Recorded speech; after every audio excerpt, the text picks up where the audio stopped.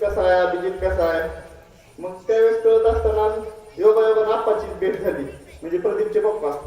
आपा ज्यावेळेस भेटले त्यावेळेस आपण सांगितलं की करता काय काय चाललंय, करतात का. मग आप्पाची भेट झाल्यावर जरा मी दिसायला कसं आहे वाटत नाही तुम्हाला, खेडेगावातला आई वडील शेतकरी, त्यामुळे मला सगळी जॉन म्हणतात. जे काय ग्राउंडची मुलं मला माझ्या नावानं काय ओळखत नाही. मग आप्पा म्हणले जॉन काय करतोय का नाही प्रदीप.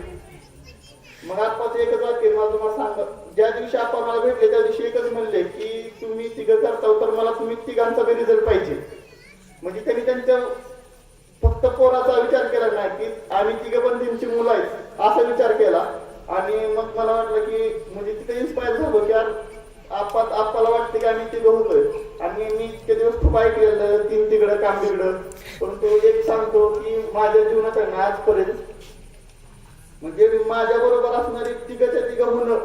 आज आम्ही 1, 2, 4 महिने बरोबर प्रॅक्टिस केली, बरोबर ग्राउंड केलं आणि तिघांनी सक्सेस झालो. पण त्या तिघांमध्ये काय झालं फरक की ग्राउंड करत असताना आम्ही कधी कोणाचा विचार करत नव्हतो की तिघांचा आहे एकमेकाची चुका सांगणं. मग तो माझे सांगितले म्हणून लगेच मी त्यावर रागाला जात नव्हतो की ठीक आहे आपल्याला सुधारणा केली पाहिजे, कारण ती माझ्या स्वतःची सुधारणा होती. तसं प्रत्येकाने तिघांनी एकमेकाला सुधारून आम्ही सक्सेसच्या वाटेने चालत होतो. त्यानंतर भेट झाली दाजींची, प्रदीपचे दाजी नाना मोरे. कुठं आहेत काय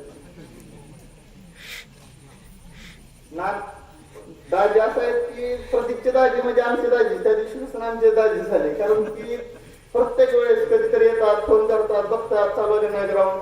त्यांचं पण खूप बारकाईने लक्ष होतं आमच्याकडे.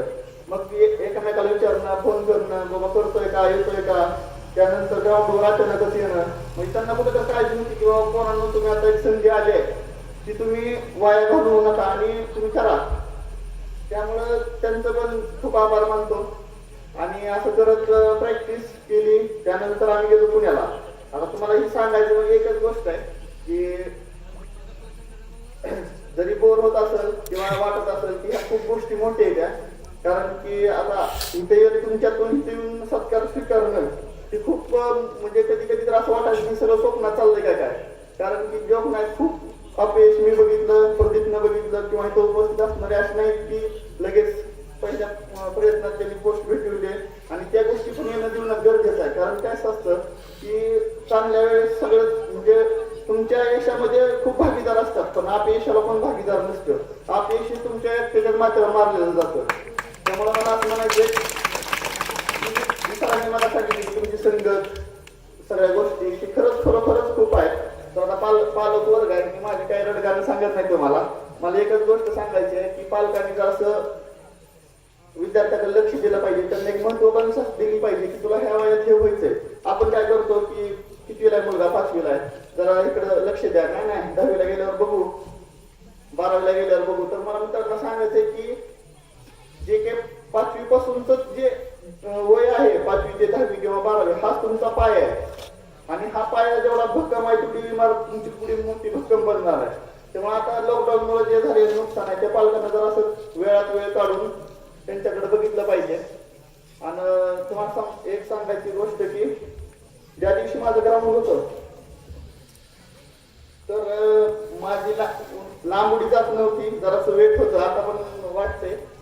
आणि जरासं टेन्शन येत होतं, परंतु माझा असा स्वभाव आहे की आपलं टेन्शन दुसऱ्याला तरी सांगायचं नाही, कारण त्याने ती पुढचा जास्त टेन्शन घेईल तो जास्त वेळा सांगत की तो प्रेशरमध्ये जाईल, मी प्रेशरमध्ये. त्यामुळे मी कधी माझ्या गोष्टी बाहेर सांगत नाही. ज्या चांगल्या गोष्टी आहेत त्या सांगतो, पण ज्या प्रेशरच्या किंवा टेन्शनच्या गोष्टी मी कधीच कोणाला शेअर करत नाही जोपर्यंत त्या गोष्टीतनं पार पडत नाही तोपर्यंत. मग ग्राउंडचा दिवस होता, सकाळी उठलो आणि उठल्यानंतर आता माझं तर ग्राउंड 95 मार्काचंच होतं किंवा तेवढं पण कधी पडली नाही, 93 मार्कच मला पडायची ग्राउंडला. मग देवाला एकच हात जोडला किंवा मी काय आजपर्यंत कष्ट प्रामाणिकपणे कष्ट केले की आता तुझं काय लग ही गोष्टी कधी तर जीवनात आजपर्यंत तर मी कधी अनुभवलेल्या नाही त्या. जर आता संधी मिळाली तर तेवढं बघ बाबा. मी ग्राउंडला गेलो. त्यानंतर माझी पण परिस्थिती अशी काही एवढी मी दिसतो अशी नाही. मला जरी मी जरा फॉरेनर सारखं वाटत असेल मग परिस्थिती होती, भाऊ आलेला गेटवर उभा होता आणि मी पळायला सुरू केली. पहिल्यांदाच पळत होतो. तर मित्रांनो तुम्हाला सांगतो की मी सेकंड राऊंड पळत असताना मी पहिल्या राऊंडला टाइम जरा जास्त वाढलं होतं, म्हणून सेकंड राऊंडला माझ्या डोक्यात विचारचक्र फिरायलं. जर बाबा मी आज नाही पळालो तर माझ्या घरच्यांना, माझ्या आई वडिलांना, माझ्या भावाला पळायला लागणार, तिथून पुढे आणि कष्ट घेणार, मला आणि सगळ्या गोष्टी रिपीट करायला लागणार. तर मित्रांनो मी माझ्या म्हणजे आजपर्यंत 100% दिलं आणि असं लक्षात ठेवलं की जाऊन पडलो तरी काय प्रॉब्लेम नाही, पण जाऊन एवढं 100% दिलं तर माझ्या जीवनातलं 2:26 टायमिंग मी जीवनात आधी मी कधी दिलं नव्हतं, त्या दिवशी फायनलला दिलं. त्यामुळं मला असं म्हणायचं की शेवटपर्यंत मी हार मानू नका कुठलीही गोष्ट करत असताना. आणि योगायोगाने सगळ्या गोष्टी व्यवस्थित झाल्या. ग्राउंडला मार्क 99 आले आणि नंतर इंटरव्ह्यूला सरांनी म्हणजे 1 तासानंतर बोलवलं. मग बोलत असताना काय झालं, बऱ्यापैकी तयारी होती इंटरव्ह्यूची, पण एक प्रश्न असा आला की त्याच्यावर मी कधी विचारच केला नव्हता की सर म्हणजे की अभ्यास कुठे केला. मग मी अभ्यास तर खरं पुण्यात केलेला, पण 2-3 वर्ष बार्शीत, लगतची 2-3 वर्ष बार्शीत राहिल्यामुळे मला लगेच तोंडात आलं की मी बार्शीत केला.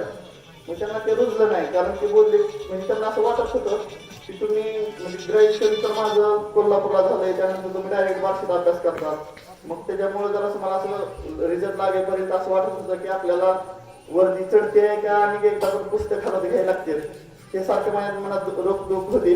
त्यानंतर असा एकंदरीत रिझल्ट आला 8 तारखेला. त्या दिवशीपासून खरंच खूप बदललंय. मित्रांनो एवढं सांगतो, खूप प्रॉब्लेम असतात की सांगत बसून म्हणजे त्यातून काही मिळत नाही, पण त्या प्रॉब्लेमला पाठीमागे टाकून तुम्ही खरोखरच अभ्यास करा.